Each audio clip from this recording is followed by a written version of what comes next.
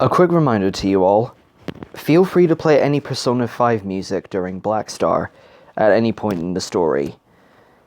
Whether it's from the original, whether it's from Royal, whether it's from the dancing games, like Dancing in Starlight or Dancing Star Night if you're in Japan, or from Strikers, feel free to play any music from them, and as long as it's music that works with the chapters in question, they're okay.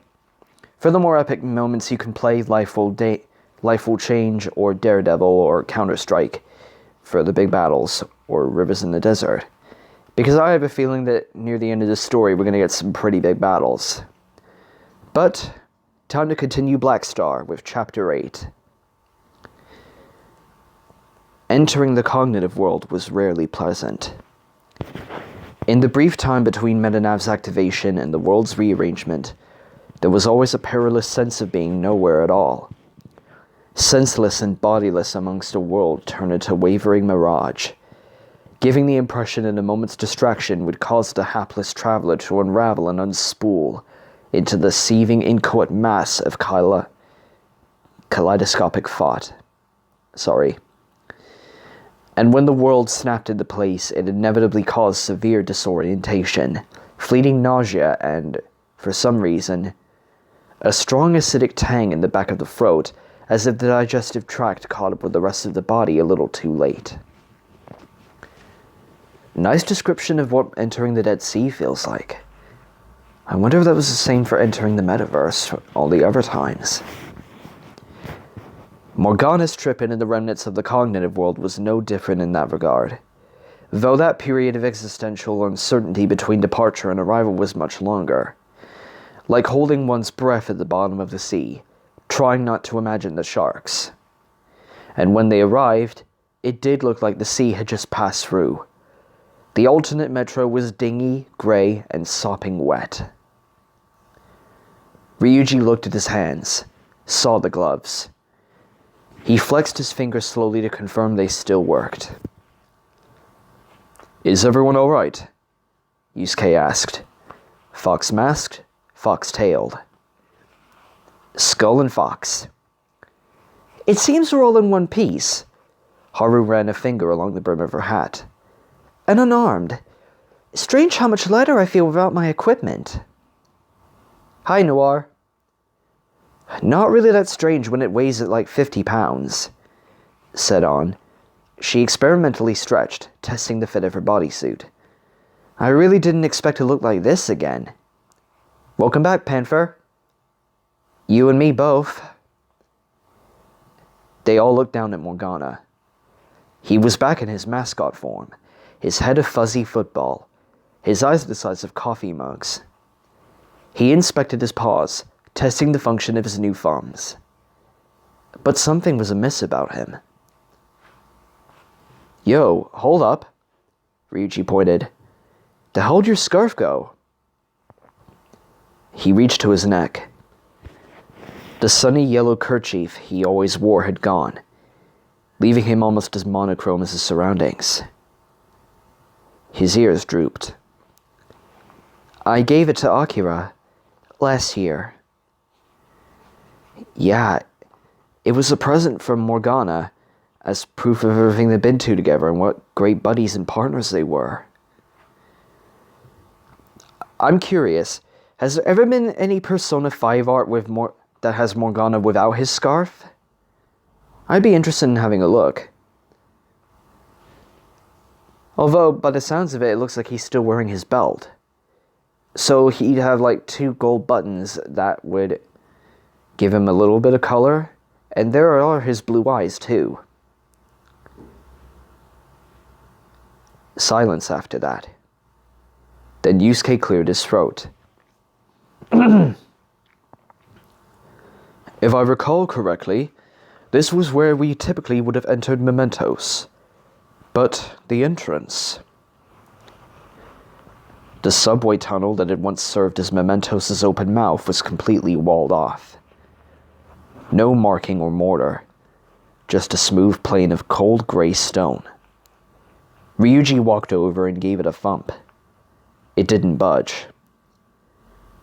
"I don't think we're getting through here." Haru sighed. I knew I should have visited Mr. EY this morning. Yeah, well, since blowing shit up ain't an option today. Anyone got any better ideas? Give me a minute. All eyes turned to Futaba, Oracle/Navi, goggles down, standing in the spherical wireframe console that served as a portable base of operations for analysis. The hardened light cast a sickly green glow over the stones.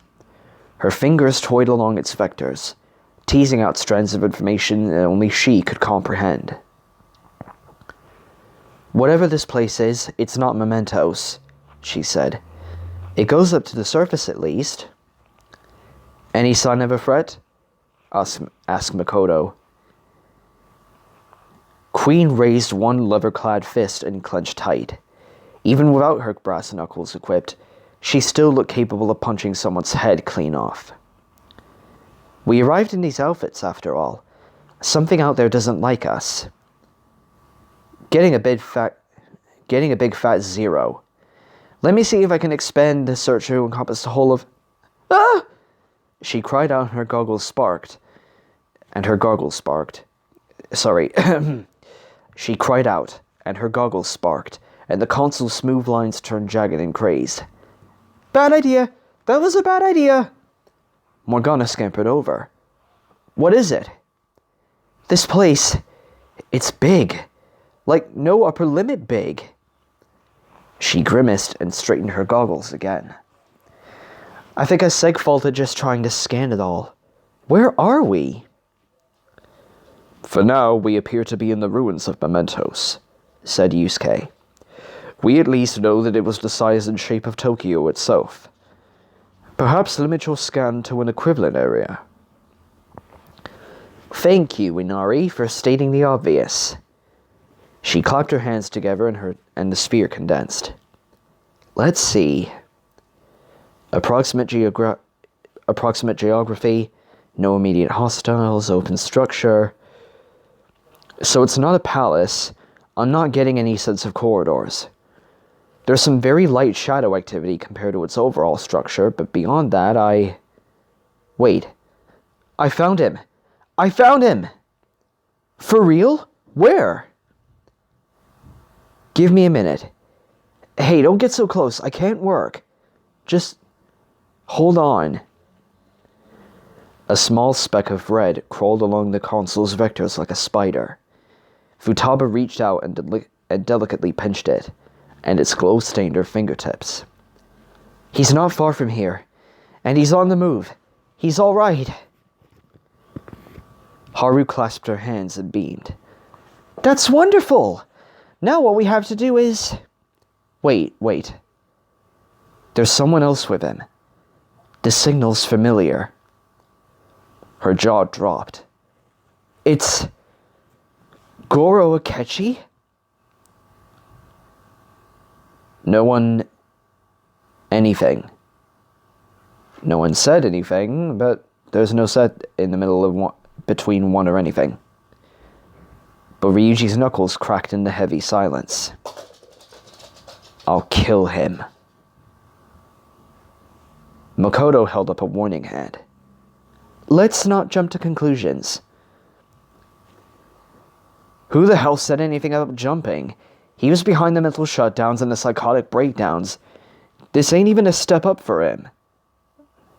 I know this shit ain't even a step up for him is the line, but I don't want to swear too much. It would be, at least in volume, said Yusuke. Hundreds of people in the span of a few months. Akechi's methodology was targeted, precise. This is far more indiscriminate. Akira is literally right next to him, so if he really is behind us, then he's already in a world of pain. Futaba snapped her fingers and the grid burst into eldritch sparks. And in their dying light, she raised her goggles, and her calm, blank stare nailed Ryuji to the spot. Also, remember this is a rescue mission. If you go off half-cocked and ruin our chances to save Akira, then I will hurt you in ways that your technologically illiterate brain cannot even imagine. Ryuji backed away from her a little. So did everyone else. Right. Shit. Point made.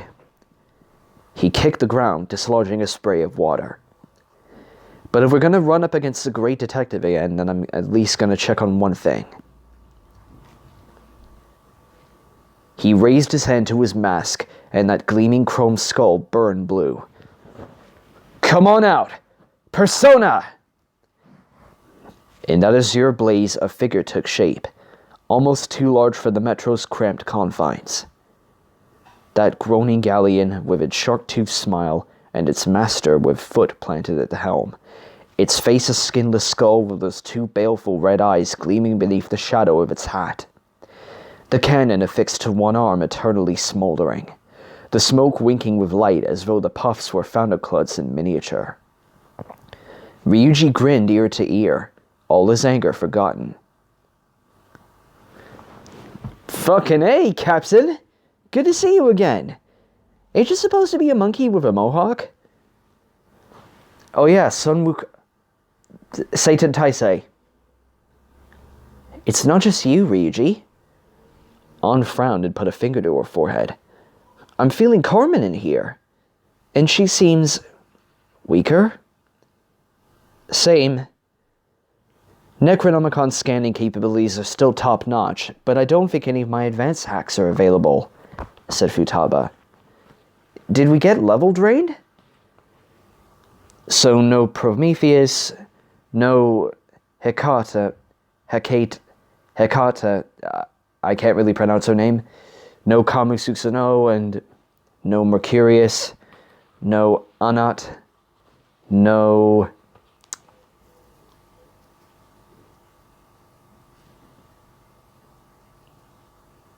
no Astarte. Sorry, it took a while for me to remember that. It's not worth dwelling on now, Makoto said. We just need to avoid conflict when possible and act quickly and decisively if we encounter a threat. We were already at a disadvantage coming here without weapons. I think Melody can protect us in a pinch, Haru volunteered. But please don't be too reckless. Her barriers are quite tiring.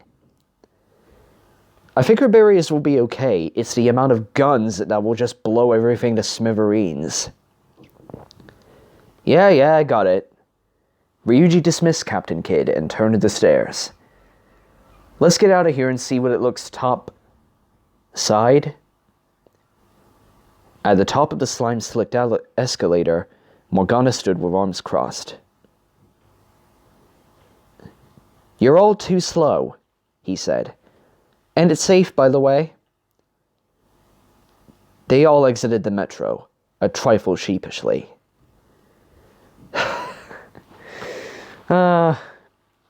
Morgana is ahead of the game as usual. The colorless devastation at the city above stopped them all in their tracks. What once had been Shibuya Central Street was now a cracked and askew canyon filled with yet more water. The storefronts spiderwebbed with cracks or gone completely. Every television and vending machine gouged blind. Morgana looked uncomfortable just standing in place. The water might have been shallow, but still went past his ankles. Ryuji looked down the street. God damn. It's like a tsunami hit the city so hard it knocked all the color out. What's wrong with the sun? Haru said timidly. They looked up and beheld that lustreless black spot marring the sky. They didn't look for long. I really don't feel well, An said. Her knees had buckled before she torn her eyes away. She felt too much light, as if she was about to become untethered from the earth completely. Don't stare into it, Makoto said. Her voice was firm, but she shivered all over. I guess that rule applies in the real world and this one. Futaba, where was Akira when you scanned for him? Like I said, not far. I can't get an exact geographical printout of this area, but if we assume it's still a one-to-one replication of Tokyo, then he's right here in Shibuya with the rest of us. Alright, we should get transportation. Morgana, could you do the honors? Thought you'd never ask, he said. No way am I running through this mess. Let's see. It's kind of like wiggling your ears. Just gotta concentrate and... Morgana! Henshin! Transform! He stepped out into the middle of the street, and with a great flash and burst of smoke, his form was replaced by that familiar van. Except that there were a few differences about it now. It was roomier, for one, with an extra back seat, and it had a neat little skylight just behind the metal ears popping out its top. Looks like the cat packed on a couple pounds, Ryuji quipped. Shove it. Nah, it's a good thing. Got crazy cramped in her towards the end. Oh, I recognize this, Haru said. This is the van we drove Akira home in, remember? I guess. Morgana's headlights stared out expressionlessly. Maybe I've had it on my mind. Can we get going? God, yes, An said. The less time I spend out here, the better. She and the others went to the car and pulled open the doors, and then An paused, her face puzzled, and then turned back the way they came. Yusuke? Come on! He was standing in the middle of the street, his fingers squared off, framing the black sun. His tail swayed in the cold breeze. Beyond that, he was utterly motionless. Yep, that's Yusuke for you. Yusuke! Morgana shouted. Move your butt or we're leaving without you. He started at that, as if waking up from a dream. Ah, yes. Apologies. At the far end of the street, the shadows coagulated, became indistinct, melting and rejoining like heaps of melted wax. Amidst that shifting dark, Yusuke thought he saw a figure, humanoid and slouching, its hands joined together by something that shone dully in the city's depleted light. Yusuke! He turned back to the car. On my way. He got in with the rest and huddled in the back seat. As Makoto took the wheel and started off, Yusuke stole one last glance through the back window in that massive wriggling dark. The figure, if it had ever been there, was already gone. It couldn't be. Iago, right? That can't be good if it is.